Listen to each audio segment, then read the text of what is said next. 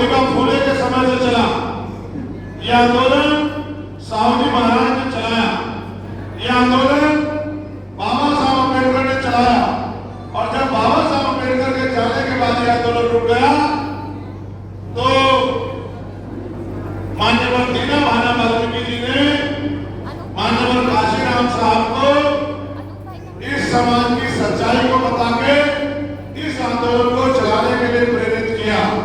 और जब मान्यवर काशीराम साहब ने इस आंदोलन को समझा तब इस देश में हक वंचित कमजोर समाज के लोगों में नेतृत्व पैदा हुआ।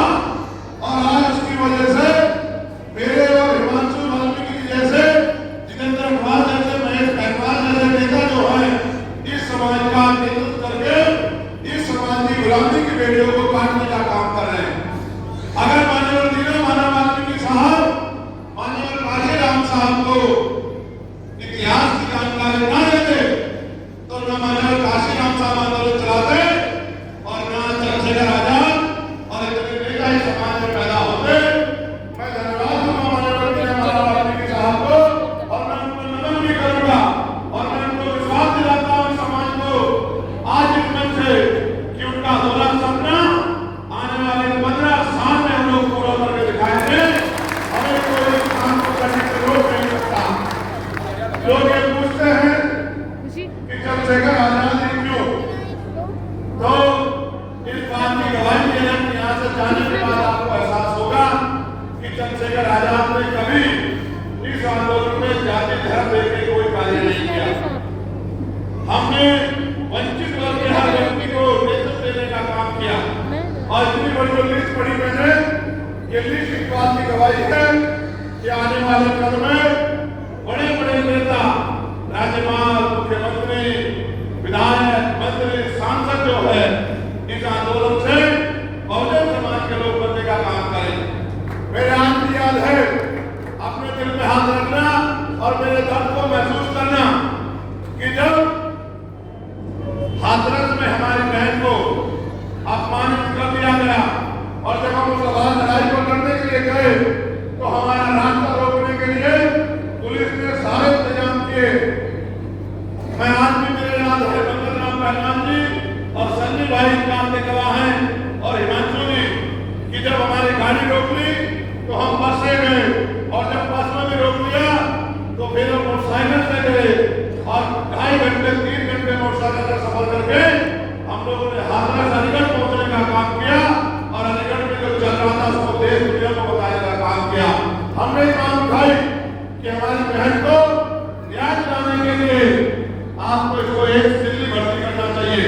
सरकार ने दबाव में बात तो मानी लेकिन सफदरजंग भर्ती कर दिया। मैं बिहार में था और हिमांशु जी का कॉल मेरे पास गया कि भैया वो बच्ची नहीं रही, आज सारे काम छोड़ के चले आ। सुबह 6 बजे की फ्लाइट से मैं चुनाव छोड़ के दिल्ली चला आया और दिल्ली में हम लोग पूरे दिन धरना करते रहे।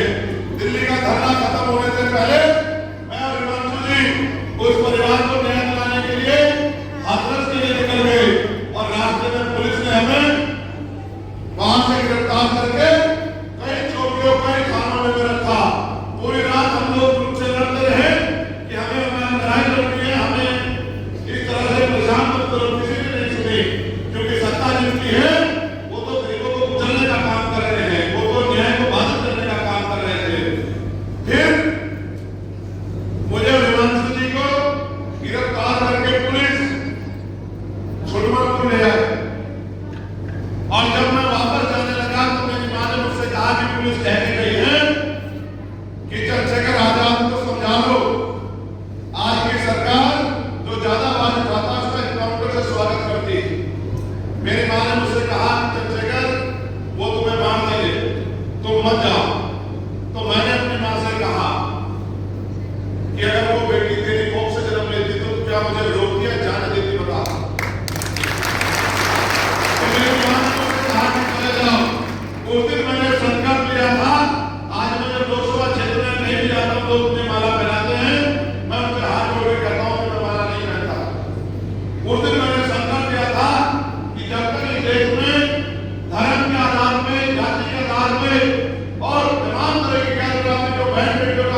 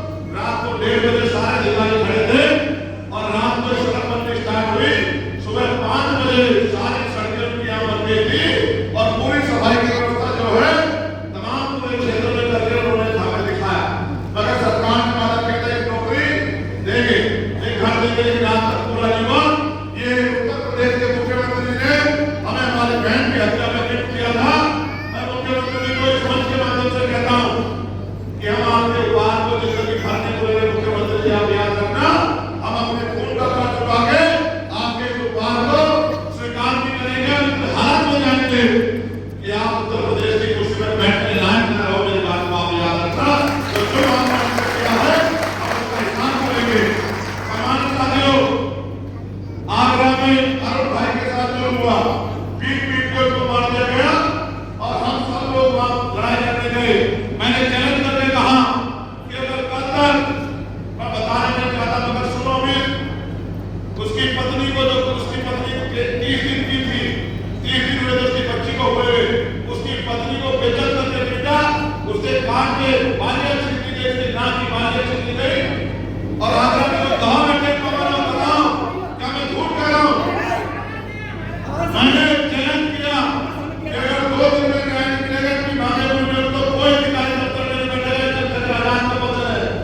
हमारे नेताओं ने, वहां के जिम्मेदार लोगों ने, समाज के मुखियाओं ने मुझसे कहा कि आप रुक जाओ, हमारे सारे बात मान लीजिए। मैं चुपचाप बैठ गया, लेकिन उन्होंने मुझे बड़ा दुख हुआ कि जब मैं भागना गया तो उनका परिवार मुझसे मिला, उन्होंने मुझसे कहा कि भाई कोई बात नहीं, भैया हमारा बिजली का लाइन भी काट दिया। भाई जब समाज के मुखिया बीच में आ रहे तो क्या करता, उनके खिलाफ नहीं जा सकता, इसलिए चुप होकर बैठ गया कि मुझे लगा है कि चल देखो जान दूसरे कोई काम कर रहा।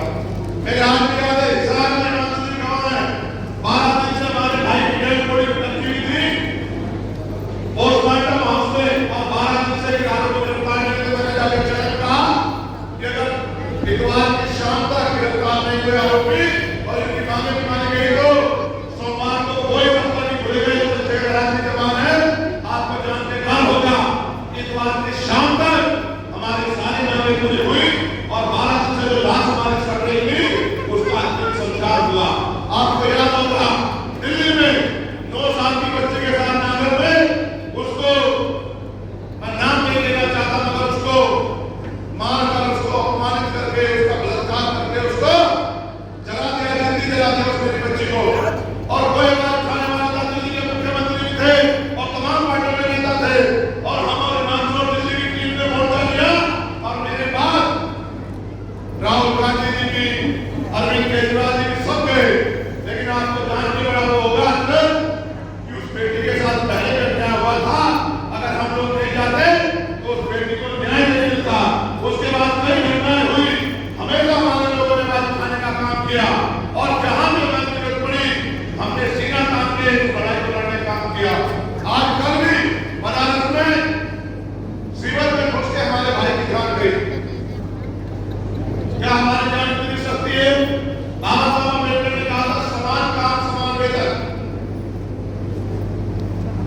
हमें 7,000 रुपए में, 10,000 रुपए में, 11,000 रुपए में, 15,000 रुपए में गंदगी मैला अपने सर पर उठाना पड़ता है, हाथ से उठाना पड़ता है कई जगह भी।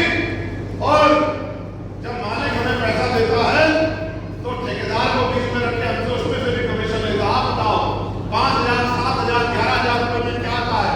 अगर प्राइवेट स्कूल में बच्चों को पढ़ाओगे तो 2,000 रुपए प्राइवेट हो तो स्कूल की फीस है। अगर 2 बच्चे हो तो जितने पैसे की तनख्वाह मिलती है वो तो फीस में चली जाएगी, तो हम खाएंगे क्या देश? मैं तो बहुत